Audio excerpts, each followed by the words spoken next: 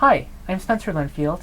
I wrote the article in the March-April issue of Harvard Magazine about Professor Yukio Lippert, who is with me today, who has curated for the National Gallery of Art an exhibition of 33 skulls by the 18th century Japanese painter Ito Jaku for the Cherry Blossom Festival. Professor Lippert, thank you for joining us today. It's great to be here. The exhibition, titled Colorful Realm, is a celebration of the 100th anniversary of the gifting of cherry trees from Japan to the United States in 1912. It features an 18th century Japanese painter by the name of Ito Jaku, and in particular his most famous set of paintings, a set of 30 bird and flower scrolls known as the Colorful Realm of Living Beings. Was the Colorful Realm conceived as a single project from the beginning, or did it evolve that way over time?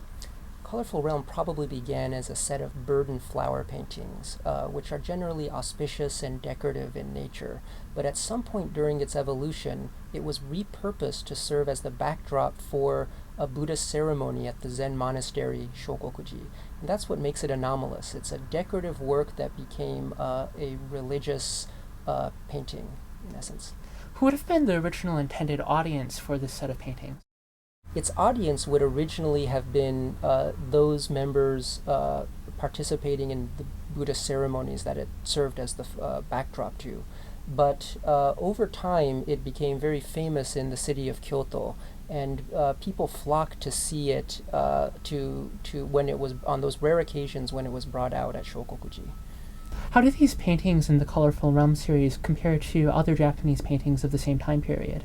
They're highly unusual. They combine very meticulous attention to surface texture and pattern, mobilizing virtuosic techniques of pigment application and so forth, with a very fanciful, mannered approach to form, a really unusual combination.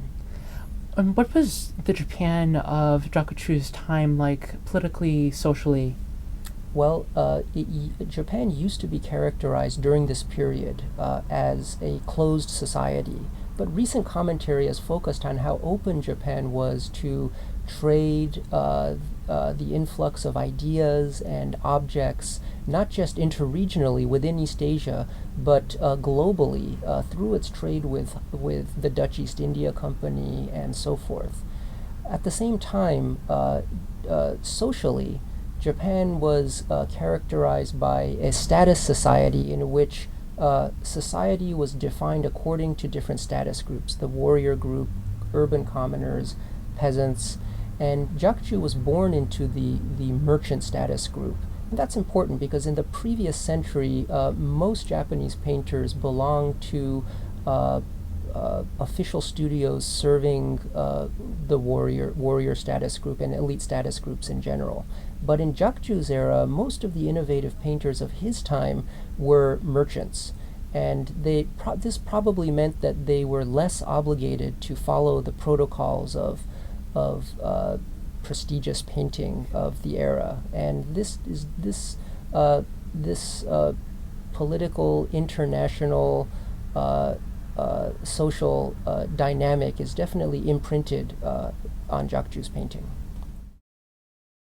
You're looking at Mandarin ducks in snow, which is an early painting from Ito Jaku's Colorful Realm of Living Beings. Here you see Jaku's unique combination of meticulous attention to detail with a mannered approach to form. The detail on the male Mandarin duck perched on the rock in the lower right corner is remarkable. So too is the way the snow is spattered both from the front and the back side of the silk to create a wonderful depth of field. But at the same time, the ornamental rock in the corner is stretched beyond plausibility. This really characterizes Jaku's kind of dual approach to painting. Here we have Old Pine Tree and Peacock, a painting from Ito Jaku's Colorful Realm of Living Beings.